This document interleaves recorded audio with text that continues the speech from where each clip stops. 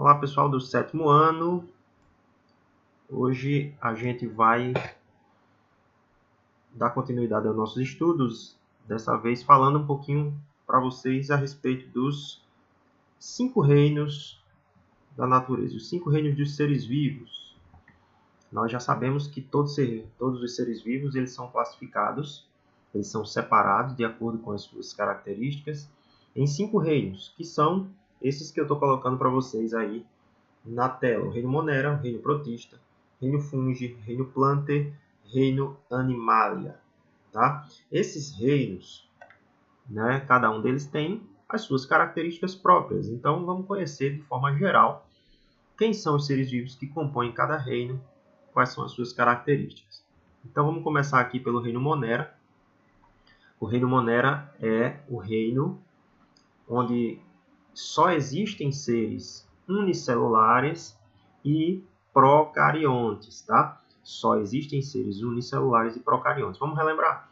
Unicelulares são formados por apenas uma célula e procarionte significa que essa célula ela não possui um núcleo organizado para guardar o material genético. O material genético desses indivíduos fica disperso no citoplasma, Então, esses seres aqui são as bactérias.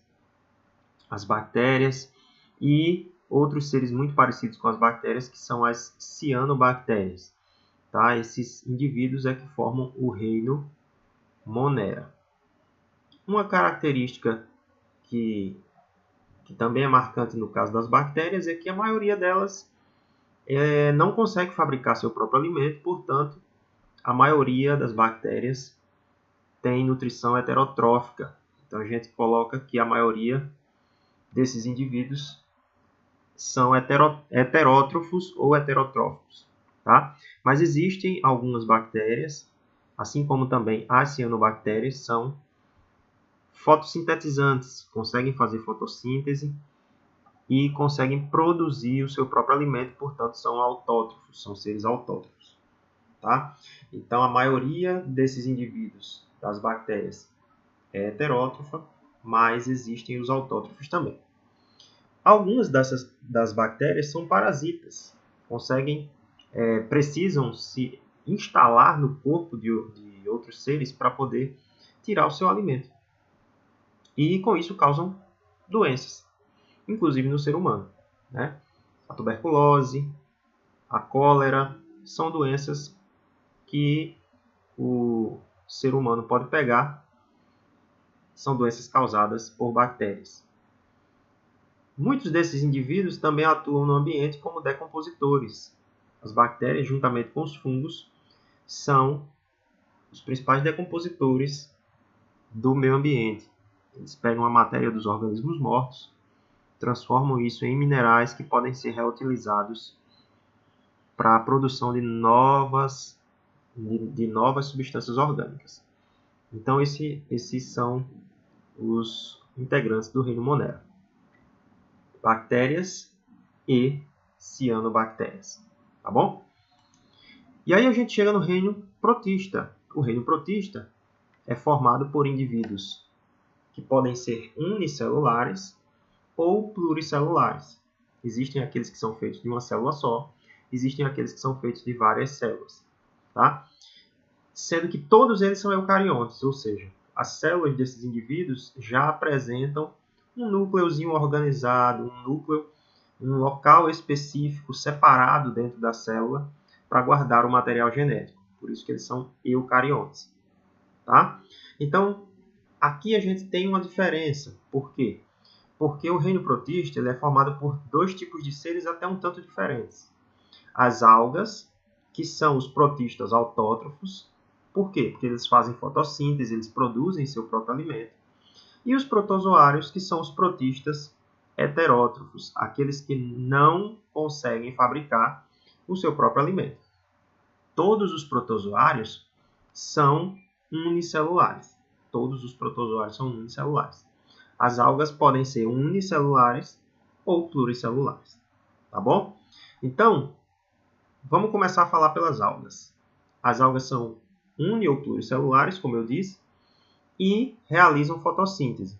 Assim como as plantas, elas usam a energia da luz para produzir o seu próprio alimento, né? Elas usam essa energia da luz, água, gás carbônico, sais minerais e conseguem fabricar o seu próprio alimento orgânico. E, portanto, elas são a base da cadeia alimentar nos ecossistemas aquáticos. São os principais produtores dos ecossistemas aquáticos. E os protozoários? Os protozoários, como eu disse, são unicelulares. Sempre são formados por uma célula só, tá? E são heterótrofos, não conseguem fabricar seu próprio alimento. Alguns desses protozoários assumem um modo de vida parasita. Eles entram no corpo de outros seres vivos, inclusive do ser humano, para provocar doenças. Inclusive esse protozoáriozinho que a gente está vendo aqui, no meio de tantas células do sangue, isso aqui são as células do sangue humano, e aqui um protozoáriozinho, o Trypanosoma cruzi, que é causador de uma doença no ser humano, essa doença conhecida como doença de Chagas. Então, alguns protozoários, não todos, assumiram então um estilo de vida parasita. Eles precisam entrar no corpo de outros seres para se alimentar e com isso eles acabam prejudicando os seus hospedeiros, causando doenças. Chegamos então no reino fungi.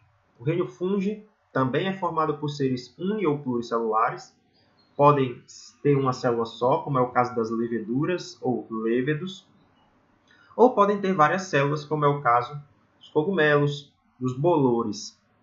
São sempre eucariontes, as células deles sempre têm um núcleo organizado para guardar o material genético, e eles são sempre heterótrofos. Quando você vê um cogumelozinho paradinho, você não vai imaginar aquilo dali está paradinho, está quietinho ali na dele, é uma plantinha fazendo fotossíntese. Não. O cogumelo, como ele é um fungo, ele na verdade está se alimentando da matéria orgânica que está abaixo do corpo dele. Ele libera enzimas, digere essa matéria orgânica e absorve essa matéria orgânica para o corpo dele. Então ele é heterótrofo, ele não consegue fabricar seu próprio alimento. Tá? E assim como as bactérias, os fungos têm uma grande ação decompositora. Eles são os principais decompositores junto com as bactérias do meio ambiente. Tá? Sim, existem fungos também parasitas.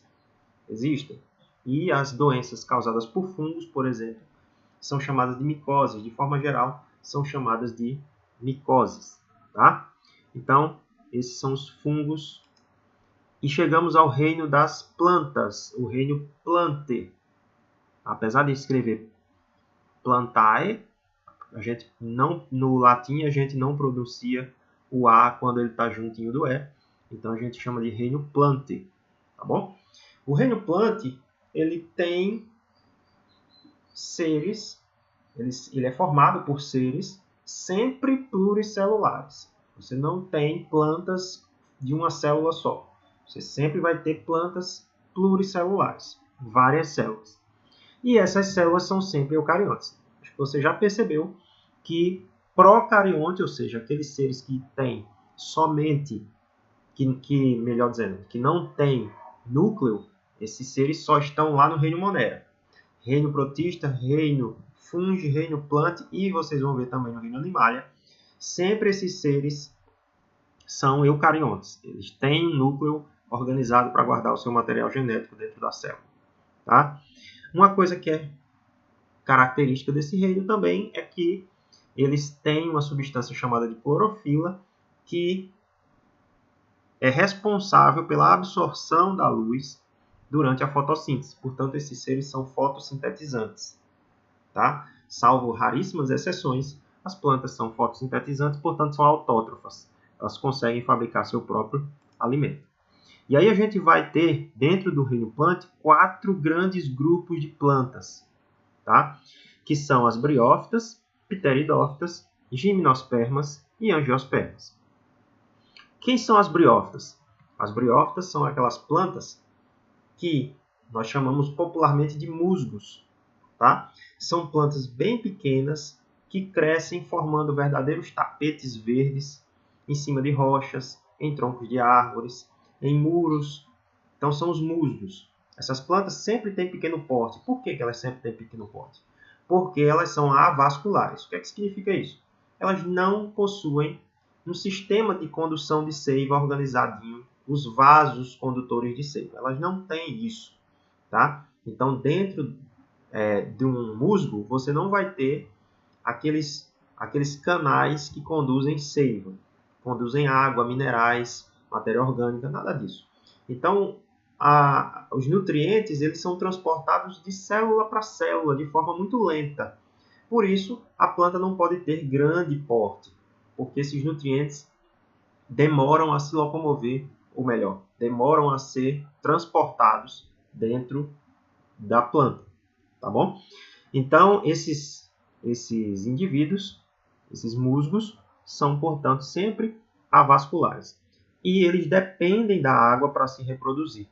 Eles dependem da água para se reproduzir. Precisa ter água no meio onde eles vivem. Por isso, eles sempre vão viver em ambientes onde haja umidade, onde haja sombra, tá?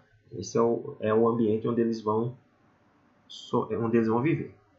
As pteridófitas já são plantas com um porte um pouco maior do que as briófitas.